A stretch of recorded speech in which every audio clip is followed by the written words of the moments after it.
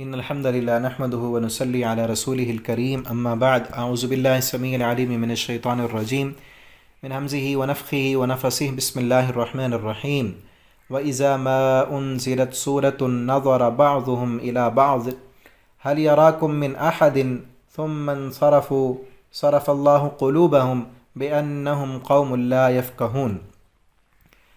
ترجمہ قرآن کورس میں آج سورہ توبہ آیت نمبر 127 سے پڑھیں گے، اور یہ آخری سبق ہے اس سورت کا، اور پچھلے تمام اسباق اس سورت کے بھی اور پچھلے سارے پارے یوٹیوب پر چینل میں پلے لسٹیں ہیں، وہاں پہ سب سبق آپ کو مل جائیں گے۔ ساتھی اکثر پوچھتے رہتے ہیں واٹس ایپ پر، چونکہ جو پچھلے سبق ہوتے ہیں نا وہ پھر ڈاؤن لوڈ نہیں ہوتے یا ختم ہو جاتے ہیں، موبائل میں نہیں رہ سکتے، تو یوٹیوب سے آپ لے سکتے ہیں، ٹھیک ہے نا۔ آپ چینل کو سبسکرائب کریں، وہاں پر ساری پلے لسٹیں موجود ہیں۔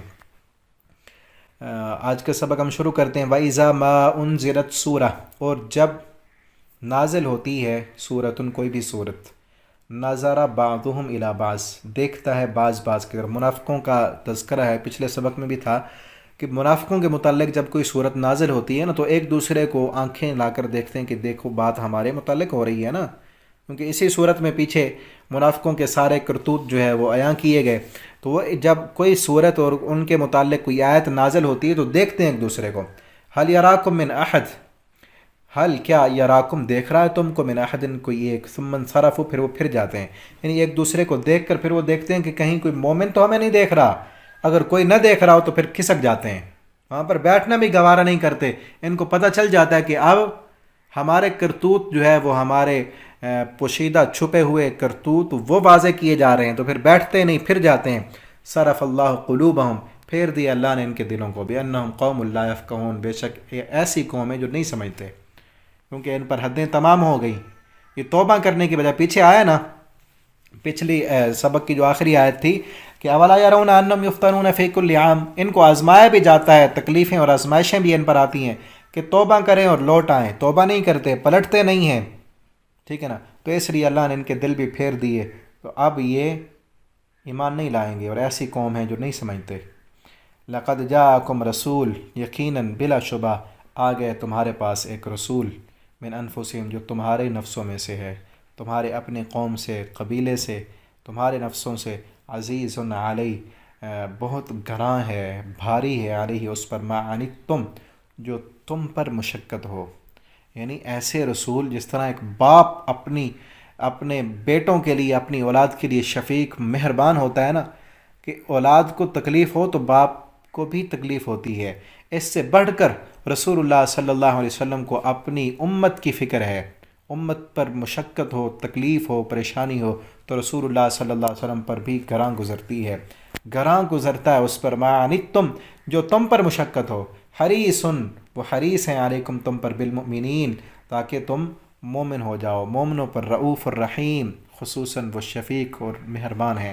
یہ رسول اللہ صلی اللہ علیہ وسلم کی خوبی، آپ کی صفت اللہ رب العالمین نے بیان کی ہے کہ آپ اپنی امت کے لیے کتنے مشفق اور مہربان ہیں، اور آپ نے کتنی اپنی امت کے لیے نرمیاں کی ہیں، اور اللہ سے رو رو کر دعائیں کی ہیں، معافیاں مانگی ہیں۔ تو اس نبی کے لیے ہم نے بھی کچھ کرنا ہے، جس طرح ہمارے نبی صلی اللہ علیہ وسلم نے ہم تک دین پہنچانے کے لیے پتھر کھائے ہیں، بھوک برداشت کی ہے، پیٹ پر پتھر باندھے ہیں، اور قوم کی منافقتیں دیکھی ہیں، جہاد کیا ہے، بھوکے پیاسے چلے ہیں، سب کچھ کیا۔ ہم بھی آپ صلی اللہ علیہ وسلم کی خاطر کچھ کریں نا، آپ کے دین کو، اس قرآن کو، آپ صلی اللہ علیہ وسلم کی دعوت کو آگے پہنچائیں، اس کے لیے جو ہو سکتا ہے ہم سے وہ کریں، اپنا وقت دیں، اپنی دولت، اگر اللہ نے مال دیا ہے تو اس کو قربان کریں، علماء پر، مساجد پر، مدارس پر، دین سیکھنے اور سکھانے والوں پر۔ آج حالت یہ ہے کہ لوگ اپنے بچوں کو قرآن نہیں پڑھاتے، دین نہیں پڑھاتے، کہ بڑے ہو کر کیا کریں گے، یہ کوئی مستقبل ہی نہیں دینداروں کا۔ تو نبی کریم صلی اللہ علیہ وسلم نے دنیا تو نہیں بنائی اپنی، کیا بنایا ہے؟ دین بنایا ہے، دین کے طالب علم اپنے تیار کیے ہیں۔ آپ صلی اللہ علیہ وسلم جیسے بنے، جس طرح آپ صلی اللہ علیہ وسلم خود آپ نہیں کھاتے تھے، ہے نا واقعہ، اور کئی واقعات ہیں۔ آپ صلی اللہ علیہ وسلم کے پاس ایک پیالہ دودھ کا آیا، آپ نے 70 آپ کے جو شاگرد تھے، طالب علم، مدرسے میں پڑھنے والے طالب علم، ان 70 درویشوں کو پلایا ہے، بعد میں خود پیا ہے۔ آج ہم اپنے اندر بھی یہ خوبی پیدا کریں کہ جو دیندار ہیں، دین کے جو طالب علم ہیں، ان کی تکلیف کو اپنی تکلیف سمجھیں۔ وہ کس طرح مدارس میں رہ رہے ہیں، کئی بچے سردیوں کے ان کے پاس کپڑے نہیں ہوتے، اور ہوتے بھی مدارس میں پڑھنے والے وہی لوگ ہوتے ہیں جو مزدور طبقہ، غریب غربا، جن کے پاس کچھ نہیں ہوتا، اور کئی پھر اسی وجہ سے، اپنی غربت کی وجہ سے پڑھنا چھوڑ دیتے ہیں۔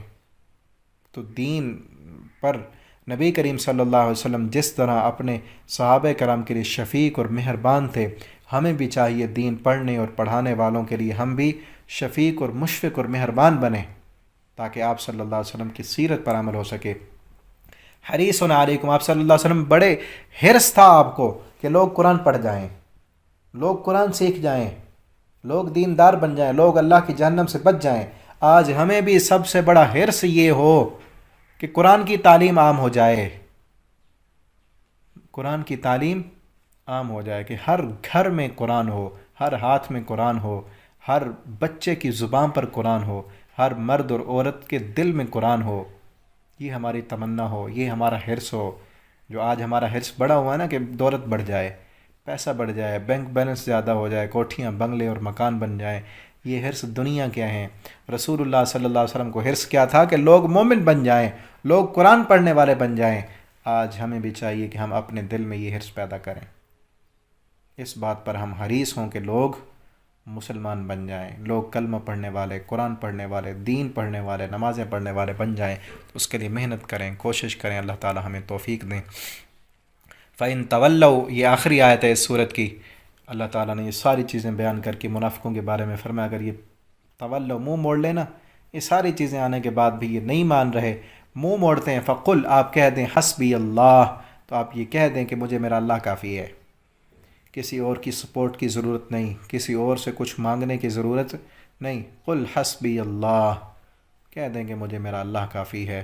لا الہ، نہیں ہے کوئی معبود الا ہوا، مگر وہی، علیہ توکلت، میں اسی پر جو ہے بھروسہ کرتا ہوں، میری امیدیں، میری آرزویں اسی کے ساتھ ہیں۔ علیہ توکلت، میں اسی پر بھروسہ کرتا ہوں۔ وہو رب العرش العظیم، اور وہ رب ہے عرش عظیم کا۔ یہ اس آخری آیت، اس کے متعلق حضرت ابو درداء رضی اللہ تعالیٰ عنہ کی حدیث ہے، وہ فرماتے ہیں سنن ابی داؤد کے اندر، وہ فرماتے ہیں کہ یہ جو شخص، یہ آیت، یہ عظیم ترین جو ہے وظیفہ بھی ہے، اس کو یاد کر لیں۔ حسبی اللہ لا الہ الا هو علیہ توکلت وہو رب العرش العظیم، کہ جو بندہ یہ آیت حسبی اللہ یہاں سے لے کر آخر تک صبح اور شام 7 مرتبہ پڑھ لے گا، اللہ تعالیٰ اس کے تمام فکروں اور تمام مشکلات سے کافی ہو جائیں گے۔ یہی کہا نا، حسبی اللہ، مجھے میرا اللہ کافی ہے۔ دنیا کی کوئی مشکل ہے، کوئی پریشانی ہے، کوئی مصیبت ہے، ہر فکر، ہر مشکل، ہر دکھ اور پریشانی سے اللہ رب العالمین کافی ہو جائیں گے۔ بندے نے کہا نا، حسبی اللہ، میرا اللہ کافی ہے۔ اب گھر کے معاملات ہیں، کاروبار کے معاملات ہیں، ٹھیک ہے نا، ٹینشن ہے، پریشانی ہے، مشکلیں ہیں، ساری مشکلوں سے، ساری ٹینشن سے اللہ رب العالمین خود ہی اس کے بندے کے سارے معاملات آسان کر دیں گے۔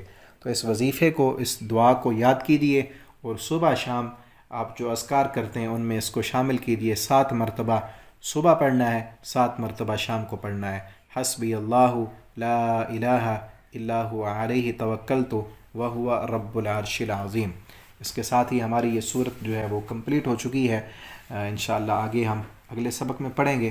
آپ ان اسباق کو زیادہ سے زیادہ دوستوں تک پہنچائیں، شیئر کریں، تاکہ آپ کے لیے صدقہ جاریہ بنے۔ اور اگر آپ آن لائن پڑھنا چاہتے ہیں تو نیچے واٹس اپ نمبر لکھا ہے، ناظرہ قرآن حفظ ترجمہ اپنے بچوں کو پڑھانا چاہتے ہیں تو انشاءاللہ آپ کو ضرور استاد فراہم کیا جائے گا۔ اللہ تعالی ہم سب کے حامی و ناصر ہوں۔ السلام علیکم ورحمۃ اللہ وبرکاتہ۔